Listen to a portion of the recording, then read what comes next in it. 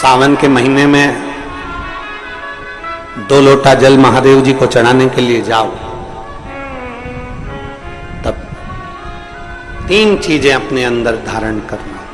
पहले नंबर का तो 2 लोटा जल जब घर से लेकर जाओ तो जरूरी नहीं कि दोनों हाथों में लेकर जाओ, एक लोटे के ऊपर दूसरा लोटा रखकर दूसरा हाथ से अगर कोई काम हो, पल्लू लेना हो या कोई कार्य हो तो कर सकते हो।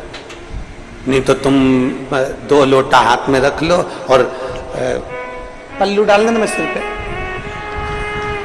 जरा सिर पे पल्लू। अब वो तुम्हारा लोटा हाथ में, बेचारा वो भेरू पल्लू। ठीक है, थोड़ा और खींचो ये बाजू का, तो पल्लू वो भेरू ने और खींचा है। ठीक है, ये पल्लू हमारा मुंडा में दे दो। अब ठीक है,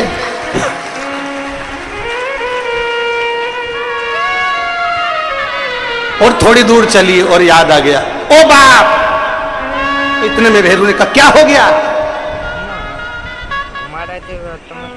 क्या हुआ? वो हमारे फूल माला की पन्नी तो ही रह गई, जरा उठाओ उठाओ जरा, ये ले कमर में खोसी दो, कमर खोच कमर पन्नी। और कैलाश पर्वत पे जाके रहूंगी, भोले को अपना। अब पति भी के अच्छा शंकर हुआ और अच्छा जल हुआ।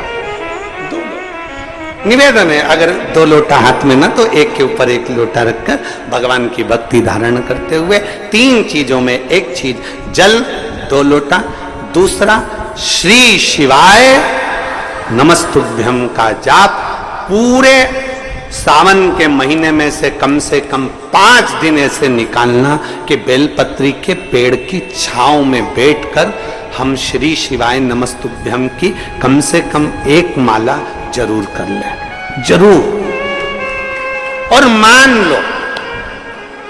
मान लो अगर बेलपत्री का पेड़ नहीं मिले, तुम्हारे आसपास में नहीं मिले, तो फिर एक काम करना, शंकर जी के मंदिर की बेलपत्र मिली जाए, उसको सिर पे, हमारे यहाँ कहते हैं आंवले के वृक्ष का, जब आंवला नोमी आती है ना, तो आंवला नोमी आती है और आंवले के पेड़ के नीचे जाकर भोजन नहीं कर सकते, आंवले के वृक्ष के नीचे नहीं जा सकते, तो आंवले के वृक्ष की पत्ती को सिर पे रख के भोजन कर लो, तो कहते हैं कि हजारों अश्वमेध यज्ञ के पुण्य के बराबर, भंडारे के बराबर भोजन प्राप्त हो जाता है। आंवले के वृक्ष की पत्ती, तो वो बेलपत्र भी मस्तक पर बाबा को प्रणाम कर कर फिर वही बेलपत्र का आनंद करते हुए भाव से उस बेलपत्र को मात्र शीश से लगाई लिया ना, मस्तक पर चढ़ाई लिया ना, तो भी भगवान की अविरल भक्ति प्राप्त हो सकती, अविरल। और मान लो बेलपत्र भी ना मिले तो बेलपत्री के वृक्ष की थोड़ी सी मिट्टी अपने मस्तिष्क पर लगाकर, मस्तक पर चढ़ाकर भी हम जाप कर सकते। बेलपत्र के वृक्ष की मट्टी का भी चंदन हम लगा सकते। चंदन हमने एक बार पहले